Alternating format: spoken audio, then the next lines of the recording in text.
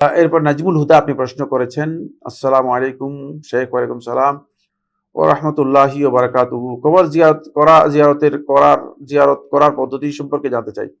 কবর জিয়ারতের জন্য কোনো নির্দিষ্ট পদ্ধতি অথবা নির্দিষ্ট কোনো নিয়ম কারণ কিছু নেই। কবর জিয়ারত হচ্ছে আপনি কবরের সামনে যাবেন, শুধুমাত্র আসসালামু আলাইকুম আহলা দিয়ার মিনাল মুমিনিন ওয়াল মুসলিমিন ইন্না ইনশাআল্লাহু বিকুম লাহিকুন।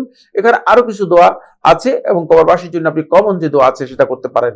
আল্লাহুম্মা গফির লাহুম ওয়ারহামহুম ওয়াআফিহিম ওয়াআফু আনহুম ওয়াকরিম নুজুলাহুম ওয়াওসি মুদখালাহুম। এভাবে আল্লাহ আপনি তাদের জন্য দোয়া করতে পারেন। আল্লাহুম্মা আদখিলহুম ফাসিহা জান্নাতিক। এই ধরনের যা দোয়া আছে, যাই পারেন কবরবাসীর জন্য দোয়া করবেন, আর কিছুই না।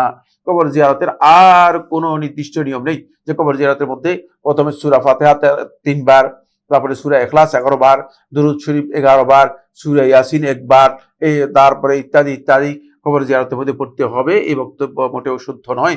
এর জন্য কোনো নির্দিষ্ট নীতিমালা নেই, কারণ এটা কোনো ইবাদতের বিষয় নয়। কবর জিয়ারতটা শুধুমাত্র জায়েজ বিষয়, আর কবরবাসীর জন্য দোয়া করতে পারেন সেখানে গেলে।